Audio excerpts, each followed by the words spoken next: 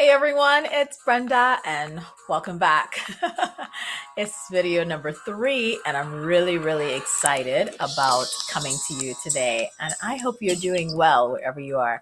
So hopefully you've seen the other videos. You can check them out here or there or wherever they show up.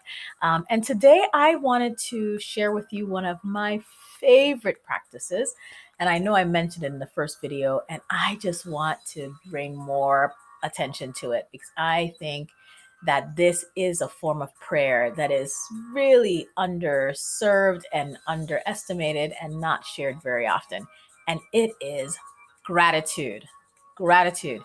Now, I believe that giving thanks, offering thanks to others, it's something that we learn at the very beginning of life. So your parents are like, they're giving you something and they go, what do you say? And they'll say, thank you. And it really is one of the toughest things for our kids to learn. Like, think about how you tried to teach your children, either in school, as a teacher, or as a parent, to say thank you, and that the constant reminders to say thank you. And isn't that how we are with God? That we're like longing and praying and hoping for something. We get it, and then we have like a moment of gratitude, and then we are swung into fear or disbelief or doubt or attachment, or we're on to the next thing. But an attitude of gratitude, one of constant prayer, I think is one of the most powerful practices. So here's how I practice. So I talk to you all about doing my journal. So I wake up in the morning.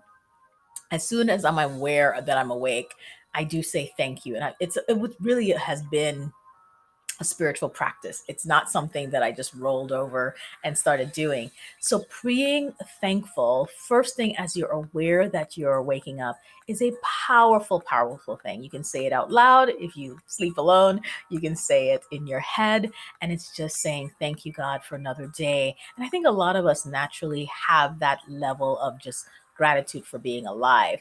But then I take it to the next level and I write in my journal at least 3 things that I'm grateful for. And I try to be as specific as possible. And there's some days where I'm grateful for a conversation that gave me life, or I'm grateful for a confrontation that helped me grow, or I'm grateful for the bed that I'm sleeping in and how comfortable it is. I'm grateful for a friend. I'm grateful for my family. But I try to be very specific with my gratitude around something that's happened recently or something that I can tangibly feel. There was a time when I was offering gratitude for my internal organs, like just thinking about how hard my liver works, or my lungs, or my heart, and just going from head to toe and being grateful. And so you don't need a fancy journal. You can literally just write down something that you're thankful for. And some people, they write down lists of until they run out of things to be grateful for. But having some gratitude practice is pretty amazing. There was a season where I had a gratitude jar and I would just put little notes in there and date the notes of something that I was grateful for, an answered prayer, an unanswered prayer, which I've learned to really be grateful for those. And so I would put that in a jar, and a year later, I could pull out one and remember by the date and by what is written what I was grateful for. So I want to encourage you to start to practice gratitude. And it's in this season, in these turbulent times, it is difficult to really say, God, I'm grateful, I'm thankful for a breath or for a job. Or if you've lost a job, God, I'm grateful for employment. Or if you have a friend who's sick, I'm grateful for the time I get to spend with that person online. That forcing ourselves in this time of turbulence to find the gratitude is really powerful, and it helps to really strengthen that muscle of gratitude that we so desperately need. And I remember the story in the Bible where there were several lepers who were healed and only one came back to say thanks. And I think the others just got busy with life, right? They may have been grateful in the moment, but there wasn't a heart of gratitude. And so they just went on with their life and started worrying, I'm sure, about other things, because we love to worry about things. But there was one that came back, and Jesus said, was there only one who came back to offer gratitude? And I just think that is an important aspect.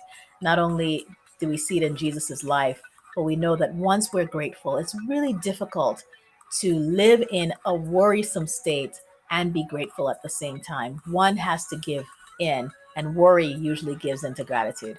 So I hope you get to practice gratitude today.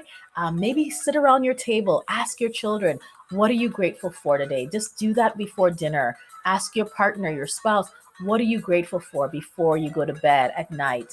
And for yourself, think of all the things, the people that you're grateful for. And I think that will do something not only for your heart and your mind, but for your relationships with God, with yourself, and others.